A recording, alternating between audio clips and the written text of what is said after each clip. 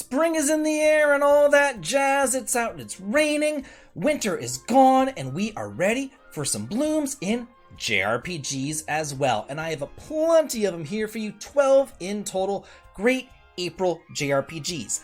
And just like the flowers that bloom, it looks like the end of this month has the best of the games yet. Y'all will be shocked how stacked this month is towards the end. Hi everybody, I'm David, and if you're new to the channel, please be sure to smash that like button to show your love, and also subscribe for more top 10 lists, news, and reviews. And now, let's start going over all these great April JRPGs. First up, we have Withering Rooms, coming out for the PS5, Xbox, and PC on April the 2nd. This is a horror RPG, and as many of you know, that's really not my thing. But again, this list here is not about me. It's really just here to let y'all know about all the different sorts of games that are coming out there. And this is a 2.5D action RPG that takes place in a procedurally generated Victorian mansion where the layout changes every single night. Because of the different ways that you can play through, as well as the different choices that you can make, there are 4 different endings, as well as a new Game Plus mode too.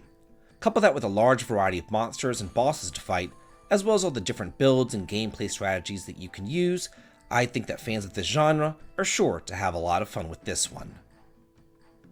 Number 2, Moonglow Bay, coming out for the PS4 and PS5 as well as Nintendo Switch on April the 11th.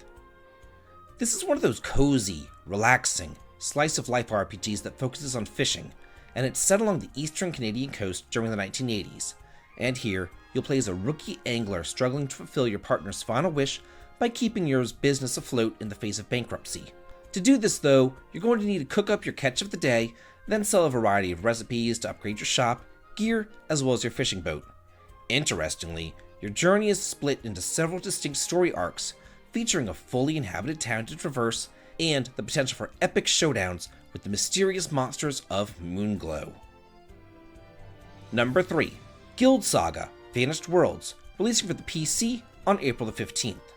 Hey, we have a turn-based strategy RPG here which is reminiscent of many of the older computer RPGs that I used to play in the 1990s. On your maiden voyage with a guild, your ship was unfortunately capsized, stranding you and your party on Respite Island. Here, you need to navigate your way through pirates, beasts, as well as some shady alchemists in order to unravel the island's mysteries. Not to mention to help alleviate the impending war that's going to happen between the humans, elves, and the beasts. Oh, and also a mysterious cabal is attempting to resurrect an ancient evil god. There's always that too. Now, just like in those old school computer RPGs, you can customize your characters to your heart's desire to create the perfect party with tons of different skills spread across 10 different classes. This is sure to provide a whole lot of fun, and there's even a demo that you can check out too.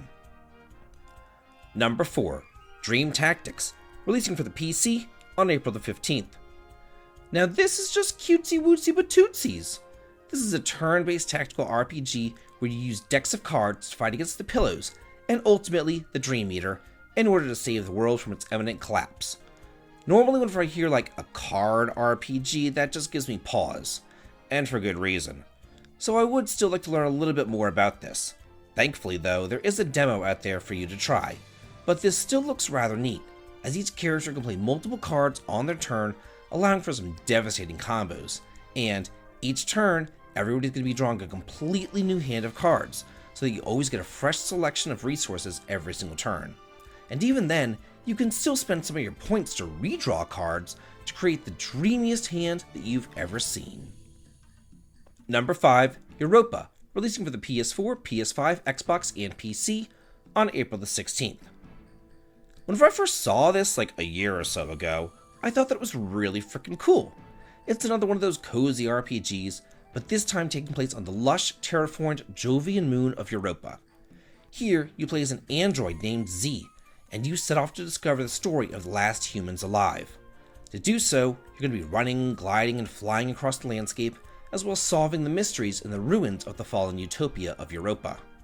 Don't expect much in the way of combat here though, or anything else like that, because this is all about exploration, adventure, and discovery, as you slowly upgrade your own capabilities until you can finally fly freely throughout the European sky.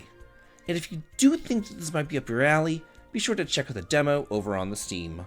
Number 6, No Rest for the Wicked, releasing on the PC on April the 18th. This is from the developers of the Ori series, and here it looks like we have a Souls-like on our hands. This is described as a precision-based action RPG with a dark, mature narrative and combat that allows for really bad, brutal tactile fights.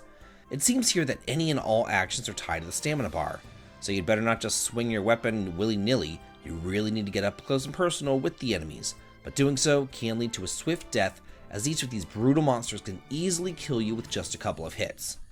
One way that this game diverges from the typical Souls-like formula, though, is that you don't have to do any sort of corpse runs whenever you die. Instead, you'll just respawn at a checkpoint with your health, and thankfully, the enemies won't respawn either. Number 7. Auden Chronicles 100 Heroes, releasing for the PS4, Xbox, Switch, and PC on April the 23rd. Now here's a game that really doesn't need any introduction. First introduced on the Kickstarter where it was a smashing success, this is Suikoden 6 in all but name. Do with that information what you will, but I personally backed the Kickstarter, so I was able to get access to the beta demo, and let me tell you, it blew me away. Everything that you know and love from Suikoden is here, from the 6-person battles to the unique leveling system, to the runes and the blacksmiths, and even the glorious world map. If you're a fan of old school RPGs at all, then you definitely owe it to yourself to check this one out, because it is worth every single last penny. If I did have to put down a complaint though, I guess it would just be that the demo itself wasn't long enough. I just kept on wanting to play. Number 8. Saga Emerald Beyond, releasing for the PS4, PS5, Switch, mobile, and PC on April the 25th. Similar to Auden Chronicles, this one also doesn't really need any sort of introduction, because it is from the illustrious Saga series, which dates all the way back to the 1980s, whenever I was a kid, and there I was introduced to it as Final Fantasy Legend. And while I loved those games over on the Game Boy, Saga has always been kind of like a hit or a miss.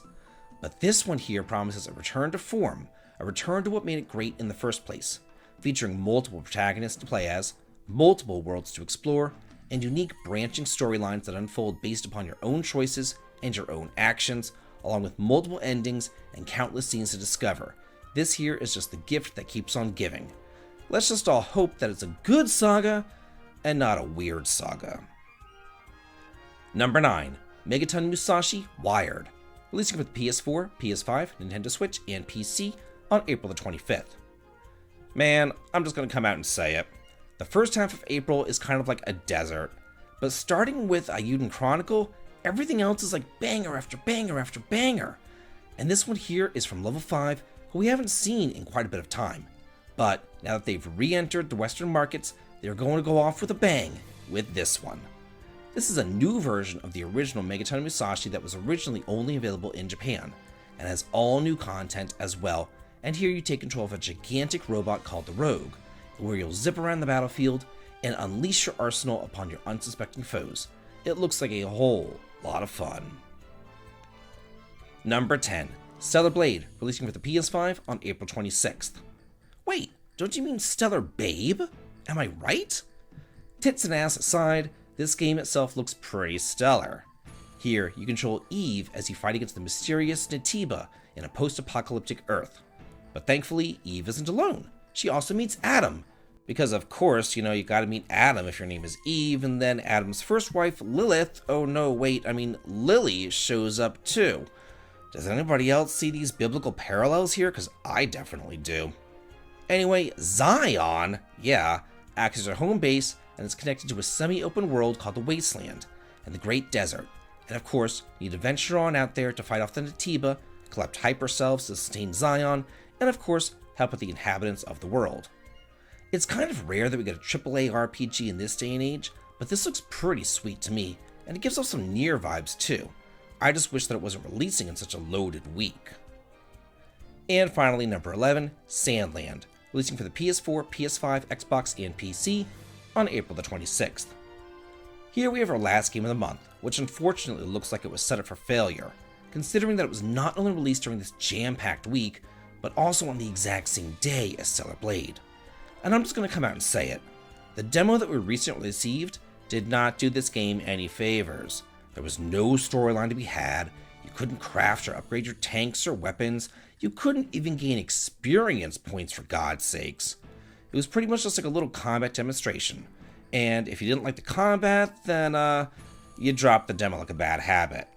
I do hope and pray that the final game, though, is much better than the demo, because I can't imagine Akira Toriyama himself greenlighting something like that. So, despite my own personal misgivings with the demo, I am still keeping my eye on this one. And finally, number 12, Class of Heroes 1 and 2 Complete Edition, coming out for the PS5, Nintendo Switch, and PC, also on April 26th. In this bundle here, we have 2 complete remasters of old dungeon crawling classics, originally released back on the PSP about something like 15 years ago. But these have been updated and brought into the modern era for your enjoyment. Featuring tons of dungeons which are automatically mapped for you, a cute anime-inspired storyline revolving around school, which really is just kind of an excuse to go dungeon crawling, as well as challenging turn-based combat, this is deliciously old school. So, if you were a fan of like that old wizardry type dungeon crawling games, along with robust, intricate class, race, and alignment systems, or you just like dungeon crawlers in general, then this is the game for you. So that's it for all the RPGs releasing in April. What do you feel about them, and what games are you going to be picking up? Let's get a discussion going on here, and let's all talk and chat about it, because I'm always in the comments too. And if you like what I do here on the channel, please head on over to the Patreon to sign up for early access to my videos, as well as behind the scenes photographs. The link to it is over in the video description. And as always, please like, comment, and subscribe, and have a good day.